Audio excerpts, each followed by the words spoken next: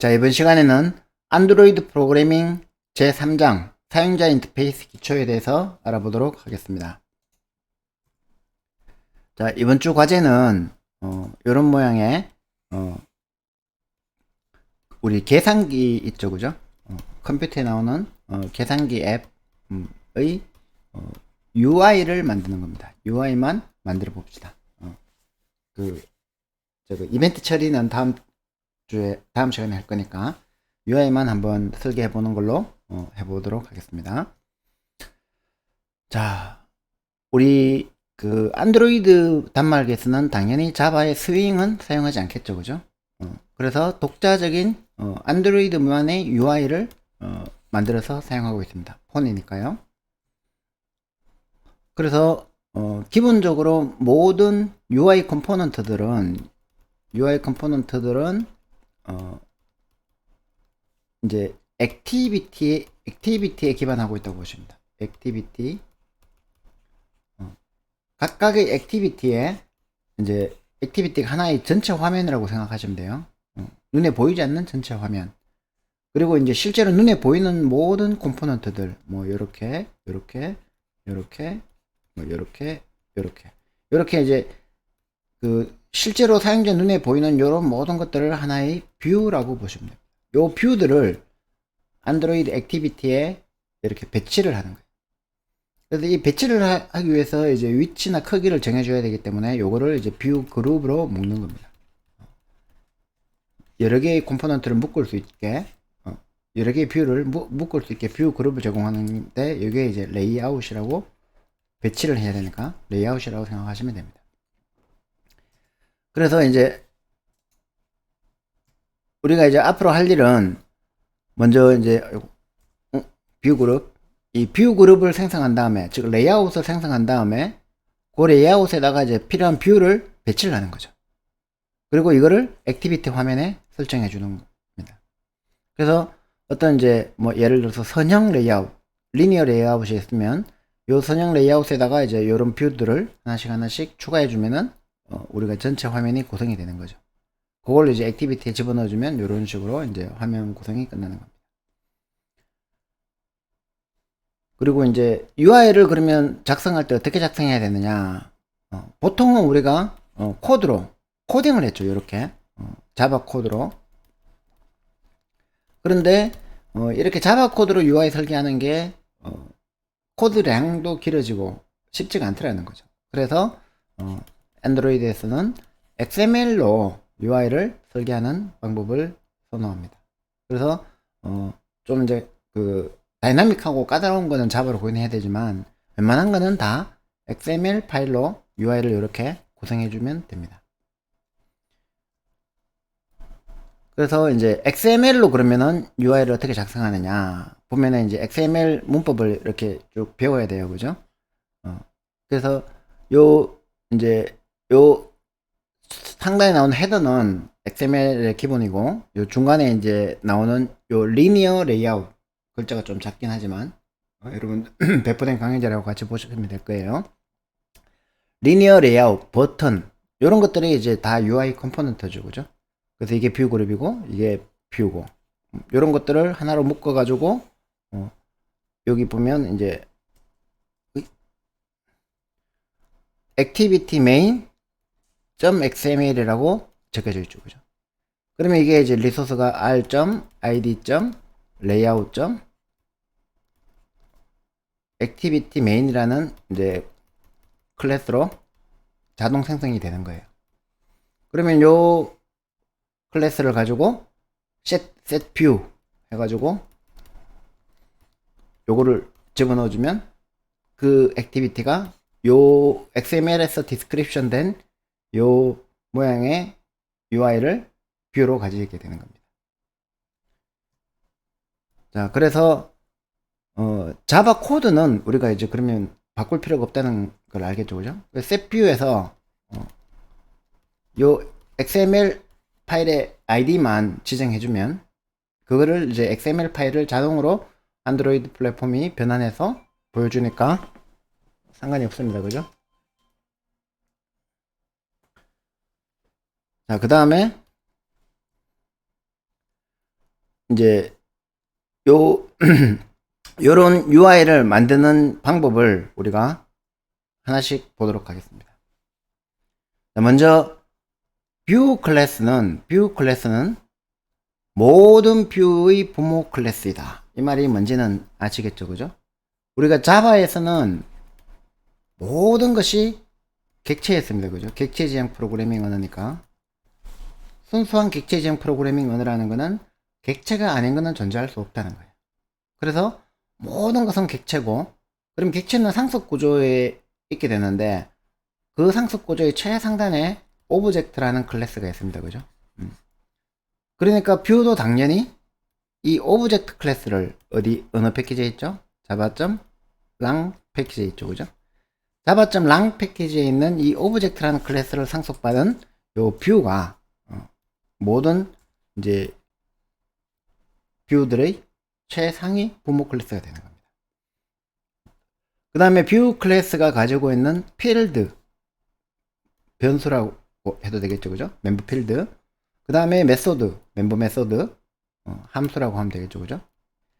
이 변수 함수는 모든 뷰에서 공통적으로 사용할 수 있다. 이거는 요 말을 풀어 쓴 거죠, 그죠? 뷰 클래스가 모든 뷰들의 부모 클래스이기 때문에 뷰에 있는 모든 필드는 상속을 받고 모든 멤버 함수는 오버라이딩 되니까 그거를 그것을 사용하는데 아무 문제가 없죠, 그죠? 상속을 받았기 때문에. 그 다음에 이제 뷰를, 그러니까 뷰라는 클래스를 이제 모든 뷰가 공통적으로 가져야 될 그런 메소드와 멤버 필드를 정해놨으니까 나머지들은 이제 그걸 상속받아 가지고 쓰면 되죠, 그죠? 그래서 제일 우리가 상식적으로 생각해 봤을 때 뷰에 텍스트 뷰라는 게 꼭 필요하겠죠, 그죠? 우리가 헬로 월드 찍어본 거 그런 것도 다 텍스트 뷰잖아요, 그죠? 근데 이제 텍스트 뷰에도 두 가지로 나뉘죠. 예를 들어서 버튼이 있을 수 있고, 버튼도 텍스트 뷰죠, 그죠? 텍스트가 있는 뷰잖아요, 그죠? 그 다음에 이제 에디트 뷰, 이제 편집할 수 있는 그 입력하는 그 텍스트 필드도 텍스트 뷰죠. 그러니까 텍스트 뷰를 상속받아서 에디트 뷰, 버튼을 상속받아서 텍스트 뷰를 상속받은 버튼. 그래서 우리가 실제로 사용하는 것은 이 에디트 뷰나 버튼 뷰를 사용하겠죠, 그죠? 하지만 이 메소드들이 정의된 곳이 텍스트 뷰에 정의되어 있을 수도 있고 뷰에 정의되어 있을 수도 있기 때문에 우리가 이 뷰나 텍스트 뷰의 메소드가 어떻게 동작하는지 알아놓으면 이 나중에 이렇게 하위로 갔을 때 상속받는 것들은 그 나머지만 공부하면 되기 때문에 더 쉬워지겠죠, 그죠? 한 가지 또 더 예를 들어보면 이제 이미지 뷰. 당연히 그림을 화면에 디스플레이 할 수 있으니까 이미지 뷰라는 게 있겠죠, 그죠? 근데 이미지 뷰는 생각해 보면 어떻습니까? 우리가 텍스트로 된 버튼을 이렇게 클릭하면 재미없잖아요. 그래서 아기자기하게 아이콘으로 만들어진 그런 이제 버튼들이 필요할 거예요, 그죠? 그래서 이미지 뷰 버튼을 상속받습니다. 그래서 상식적으로 한번 생각을 해보면 버튼이 있고 텍스트 뷰가 있고 이미지 뷰가 있으니까 이미지 버튼은 버튼의 텍스트 뷰라는 속성과 이미지라는 속성을 같으니까 이렇게 상속받으면 되지 않을까? 이거는 금지되어 있죠. 자바에서는 다중 상속이 안 된다. 이런 이제 제약이 있기 때문에 이렇게 이미지 뷰만 상속받는다고 보시면 됩니다. 그러면 이제 어떤 뷰가 글자가 보이거나 이미지만 보이는 게 있는 게 아니죠. 예를 들어서 갑자기 게임 같은 경우, 게임은 화면 안에 막 이제 몬스터도 돌아다니고 뭘 해야 되고 총알도 막 쏴야 되고 동시에 막 몬스터가 30마리 나오기도 하고 요새 심한 RPG에는 한 화면에 200만 마리 이렇게 200만인 거 2천만 마리 이렇게 쫙 나오는 떼그지로 나오는 이런 UI는 이거를 그냥 각각 이미지 뷰로 만들면 난리 나겠죠. 그러니까 이런 건 다 이제 필요 없다는 거예요. 그런 거는 이제 그냥 서피스 뷰 해가지고 전체 화면을 내가 컨트롤 해가지고 드로잉을 직접 하겠다는 이제 그런 형태로 뷰가 구성이 되어 있습니다. 여러분들이 이제 자바가 대표적인 OOP고, 이 OOP가 가장 잘 적용되는 게 GUI죠. 그죠? 그래픽 유저 인터페이스. 왜냐하면, 이렇게 우리가 방금 살펴본 것처럼, 대부분의 클래스들이, 객체들이 상속 구조를 가지게 돼 있어요. 그죠? 그러면은, 이 상속 구조는 is a relationship이었죠. 그죠? 그러면은, 우리가 이제 갖다 쓰는 거는 어떻게 하면 됩니까? has a relationship으로 갖다 쓰면 되겠죠. 그죠? 그러니까 이제 요거를 버튼이라는 걸 선언해서 버튼 B는 뭐 new 버튼 해가지고 버튼을 생성하고 그 다음에 버튼 점 뭐 set text 이렇게 해가지고 텍스트를 지정해주고 이렇게 우리는 이제 주로 포함 has a relationship 포함 관계를 이용해서 클래스를 갖다 쓰면 됩니다. 그죠? 그래서 요 안드로이드 UI의 안드로이드 유저 인터페이스의 이 상속 구조, 하이어르키를 여러분들이 이제 하나씩 공부하면서 궁금하면 이렇게 찾아보면 좋습니다. 자, 그러면 이제 뷰는 전부 다 모든 뷰의 최상위 클래스이기 때문에 이거 공부해 놓으면 좋겠죠. 그죠? 우리가 자바에서 오브젝트라는 클래스에 어떤 메소드가 있습니까? toString 메소드, 뭐 getClass 메소드, 이런 자바의 오브젝트에 있는 거를 메소드를 다 알고 있으면 상당히 유용하다 그랬죠. 그죠? 마찬가지로 이제 뷰를 우리가 한번 공부해 보겠습니다. 자, 뷰에 먼저 아이디가 있습니다. 우리가 그거 어떤 뷰가 뭔지를 알아야 되니까 이 아이디를 가지고 쉽게 말하면 이름이죠. 그죠? 이 이름으로 아이덴티파이어 식별을 해야 되겠죠. 그죠? 그 다음에 이제 위치가 있고 크기가 있습니다. 당연하겠죠. 그죠? 눈으로 보이는 거니까 그래서 위치와 크기를 표현할 때 항상 숫자로 표현하면은 괴롭잖아요. 그죠? 그래서 매치 페어런트 하면은 내가 어떤 이제 여기서 말하는 페어런트라는 거는 요런 화면이 있어요. 요런 화면에 내가 버튼을 요렇게 두 개 배치했어요. 그러면 요 상위에 있는 거 이걸 뷰 그룹이라고 보면 요 뷰 그룹 안에 얘가 배치되어 있는 거죠. 그죠? 그럼 이 뷰 그룹 안에 요 버튼 1, 요 B1이라고 합시다. 그 다음에 이제 B2라고 합시다. 이거는 이제 클래스 하이어르키에서의 상속 관계라기보다도 뷰의 UI 디자인에서의 상속 관계라고 볼 수 있죠. 이때 이제 이 페어런트. 그러니까 그 클래스 하이어르키에서의 페어런트가 아니라, 상속, UI 설계에서의 상속의 상위 이 페어런트의 크기를 똑같이 꽉 채워준다는 얘기. 그 다음에 랩 컨텐트는 이 버튼에 예를 들어서 이거는 이제 X고 이거는 뭐 Y다 이러면은 요 X는 글자 크기 한 개에다가 꽉 채운단 말이에요. 그죠? 그러니까 예를 들어서 여기다가 버튼을 한 개만 추가한다고 하면 매치 페어는 넓이와 위드스 하이트를 전부 다 매치 페어런트라면 버튼이 이렇게 꽉 차겠죠. 이게 뭐 X라 하더라. 그런데 매치 랩 컨텐트 하면은 이 X가 이렇게 차겠죠. 그죠? 글자 크기에 맞게. 그리고 이제 얘가 그러면 가운데 올 거냐 아니면 여기 왼쪽에 갖다 붙을 거냐 아니면 여기 오른쪽 상단에 갖다 붙을 거냐 이런 거는 요 놈의 레이아웃이 결정한다는 거죠. 그 다음에 이제 아예 숫자로 크기를 아예 딱 고정시켜서 지정해 줄 수도 있다는 거죠.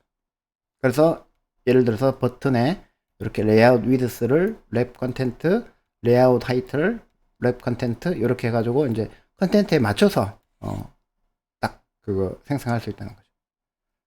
그 다음에 이제 여기 보면은 안드로이드 아이디 해가지고 아이디가 있죠. 그죠? 이 아이디에 보면은 이제 골뱅이 플러스가 붙었어요. 그죠? 골뱅이 플러스라고 하는 거는 이제 이 아이디를 내가 선언하겠다, 추가하겠다 이 얘기고, 그래서 아이디의 이름을 이제 버튼 1이라고 지어줘. 그러면 이제 소스 코드에서는 버튼 1이라는 이름을 가지고 제어할 수 있고, 다른 XML 컴포넌트에서도 버튼 1이라는 이 이름을 가지고 액세스를 할 수 있다는 거죠. 그 다음에 이제 여기에서는 텍스트는 이 버튼이 가져야 될 텍스트를 골뱅이 스트링, 여기 이제 플러스가 없죠, 그죠? 그러면 이거 선언하는 게 아니라 사용하겠다는 거예요. 스트링에 있는 버튼 텍스트를 내가 리소스로 가져다가 쓰겠다는 거죠. 자, 그러면은 이제 뷰의 필드와 메소드, 어떤 것들이 있는지 아시겠죠, 그죠? 뷰라는 클래스에서. 그러니까 뷰라는 클래스의 아이디와 width, height, 그 다음에 텍스트, 이제 아이디와 width, height에 대한 랩 컨텐트, 매치 페어런트가 있으니까 그거는 이제 모든 뷰에서 다 쓸 수 있겠죠, 그죠? 그래서 얘는 이렇게 좌측 상단에 붙었고, 얘는 그 상단에 붙었는데 전체를 차지했죠. 얘는 하이트를 전체를 차지했고, 얘는 그 넓이와 높이가 다 전체를 차지했죠. 그러려면 이제 얘는 위드스와 화이트를 요 버튼 자체는 둘 다 랩 컨텐트를 했겠죠, 그죠? 그 다음에 얘는 둘 다 아이고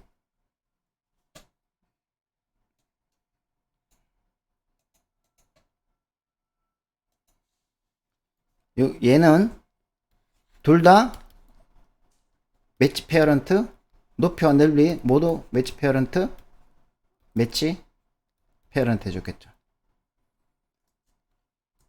자, 이런 식으로 우리가 어떤 이제 뷰를 가지고 이제 랩 컨텐트나 매치 페어런트를 통해 가지고 우리가 이제 그 상위 뷰의 크기에 맞춰서 지정하는 경우도 많지만 어떤 경우에는 이제 그 크기를 직접 지정해 줘야 돼요, 그죠? 그럴 때 이제 픽셀 단위로 지정해 줄 수가 있고, 그 다음에 그 DP density independent pixel 해상도하고 그 관계없는 픽셀 단위, 그 다음에 SP scale independent pixel, 그 다음에 포인트 뭐 밀리세컨드, 인치 이렇게 단위를 줘가지고 직접 크기를 지정해 줄 수도 있습니다. 그 다음에 색깔도 이제 지정해 줄 수가 있겠죠, 그죠? 그래서 우리가 이제 HTML에 쓰듯이 샵 해가지고 R 값, G 값, B 값을 숫자로 주면 되죠, 그죠? 16진수로. 그렇게 이제 그거 색깔을 각각 지정해 줄 수가 있고, 그 다음에 이제 화면에 보여줄 때 어떻게 보여줘라 하는 거를 이제 그거 속성을 지정해 줄 수도 있습니다. 제일 간단한 거는 visible, 화면에 보여줘라. 그 다음에 invisible, 보여주지 마라. 그 다음에 완전히 숨겨라. 이 visible, invisible은 어떻게, 왜 필요할까요? 내가 이제 컴포넌트를 이렇게 배치해 놨는데, 요 버튼을 누르기 전에는 요 화면에 아무것도 안 나타나다가 요 버튼을 딱 누르면은 요 화면에 딱 나타나게 만들고, 그러면 이제 이게 visible 했다가 invisible 했다가 이렇게 토글되면 좋겠죠, 그죠? 그런 용도로 속성이 있는 거예요. 그 다음에 이제 마진, 패딩 이런 것도 사용을 해야 되겠죠, 그죠? 그래서 패딩이라는 거는 경계와 내용물 사이의 간격이 패딩이 됩니다. 그러니까 요 텍스트 뷰에 셋 텍스트를 했어요, 그죠? 셋 텍스트를 했는데 요 패딩을 넓이를 요만큼 주고 하이트를 요만큼 주라 그러면 반드시 요만큼의 공간을 확보하라는 거예요. 셀 안의 공백, 예백이 되겠죠, 그죠? 우리 그 아래 한글이나 보드에서로 치면 마진은 자식뷰 주위의 예백, 그러니까 셀 바깥의 예백이겠죠, 그죠? 요것도 이제 요렇게 됩니다. 그래서 이제 이제 마진하고 패딩의 이름은 패딩 레프트, 패딩 라이트, 패딩 탑, 패딩 바텀 이렇게 네 방향으로 지정해 줄 수 있죠, 그죠? 요렇게 이건 마진, 패딩 이렇게 레이아웃 마진 레프트, 레이아웃 마진 라이트, 레이아웃 마진 탑, 레이아웃, 마진, 바텀 이런 걸로 이제 지정해 주면 됩니다. 자, 여기까지 일단 그거 뷰가 뭔지, 그 다음에 뷰를 상속받은 이제 텍스트 뷰, 뭐 이미지 뷰, 그 다음에 이 텍스트 뷰를 상속받은 버튼까지 해봤어요. 그죠? 좀 끊었다가 나머지 UI들도 한번 살펴보겠습니다.